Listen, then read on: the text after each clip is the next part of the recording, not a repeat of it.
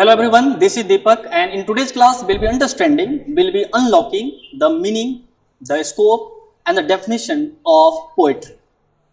I am sure many of you must have heard the word poetry and many of you must have gone through the definition, but I am sure the way I will be dealing with it, it would be totally different from what you have earlier heard or whatever you have earlier read. So be with me and let me unleash and unlock all the dimensions of poetry. See, so when we talk about poetry, the moment you listen or the moment you hear the sound poetry, let me make it very clear. What do you find it? What do you get it? You might be thinking poetry like Tulsidas, Kabir and many, Ravidas and all those things. Right, friends, you are right. But you are not totally right. When we talk about poetry, poetry has immense value, it has enormous scope, it has enormous value and many things that you are not understanding. This is why you are limiting the scope, you are limiting the very meaning of poetry to very narrow manner, right? So let us understand poetry in a wider context, in a wider circumstances so that you will understand its meaning and its application in our daily life, right? So see, if I ask you, how can you define poetry? What is the best way to define poetry? I am not going to give you a kind of bulky and kind of lengthy definition. I will be giving a very lucid and simple definition that many of you must not have heard earlier.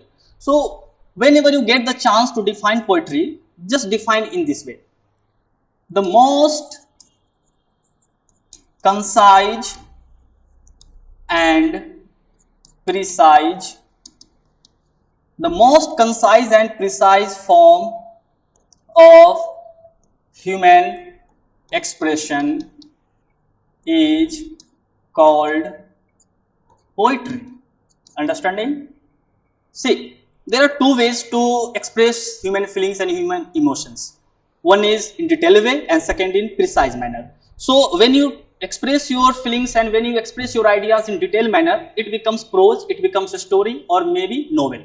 But if you express your feelings and emotions and ideas and thoughts very precisely, very concisely, in a brief manner, this is what is called poetry. So this is one of the functions that you need to follow. There are many things that you have to understand, right?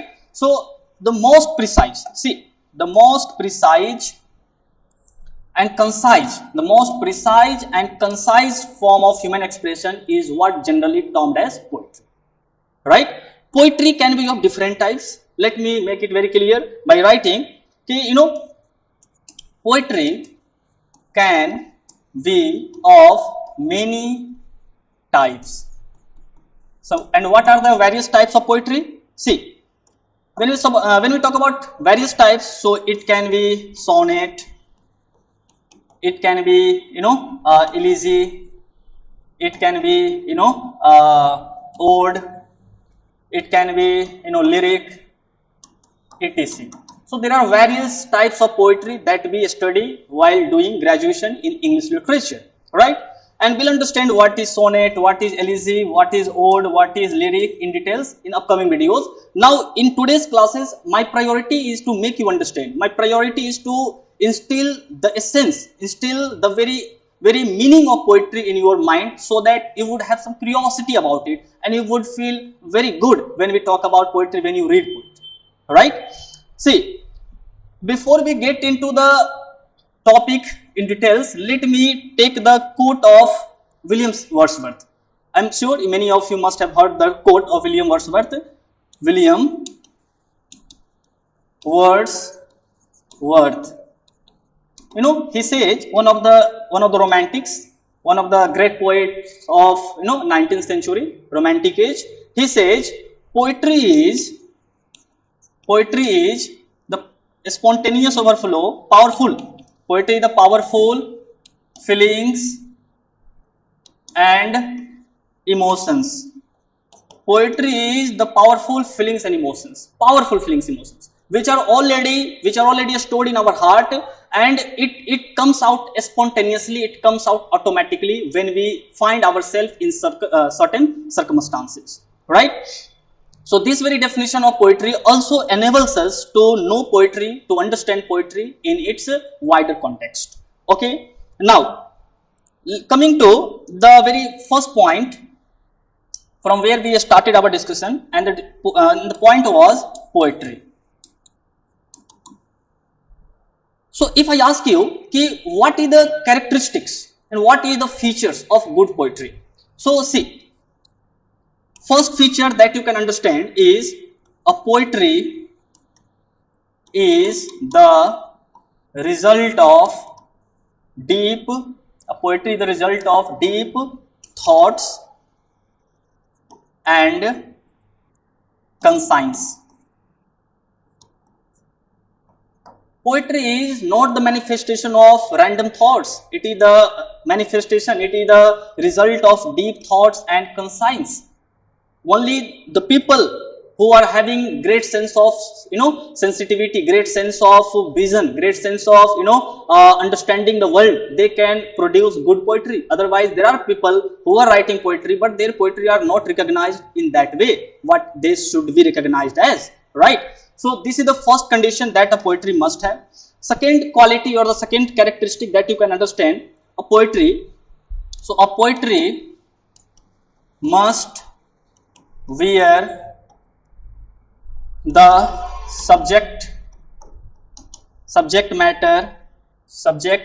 matter of human life. So it must be concentrated to human life. Of course, sometimes the poetry is also written on different fields, on different things, right? But somewhere it must be connected. Somewhere it must be connected to human conscience. It must be connected to human feelings, its emotions, and everything. Only then the poetry can be categorized, poetry can be understood as good poetry, or it can be recognized as reputed and one of the finest expression of human life, right? The next point that we can understand in the characteristics of the poetry is poetry can unlock the true dimension of human mindsets and temperament. You can say temperament.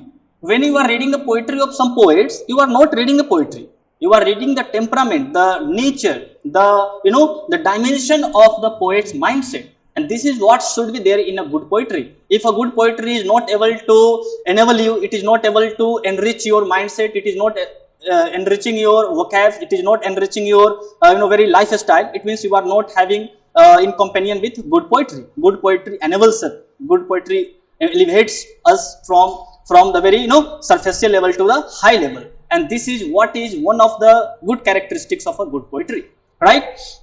When we talk about the next characteristics, we'll be talking about 5 characteristics so that you would have clear vision about poetry, right?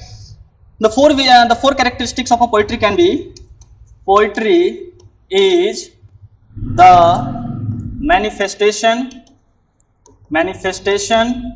of cardinal and spiritual thoughts.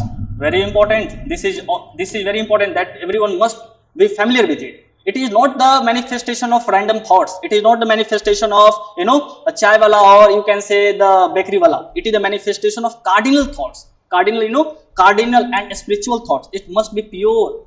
Your poetry should be written in such a way that it should emancipate the people. It should help the people to overcome from the problems. They must feel entertained, and only then the poetry has some implication. Otherwise poetry becomes totally useless if it is not adding some additional beauty, adding some additional glamour in the life of the readers, right? Next point and the last point of poetry and the characteristic is what must have the good poetry. So a good poetry must have its religious approach,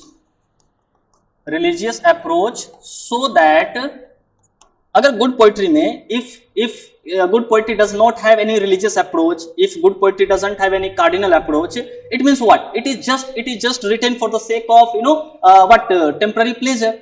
And poetry is not meant for temporary pleasure. It is meant for permanent pleasure. Once you are reading poetry, you must feel yourself calm, composed, and spiritual solace you must feel. Only then the good poetry has some utilization, otherwise it is useless. Now, so let me make it clear. See, a good poetry must have its religious approach so that it can filter human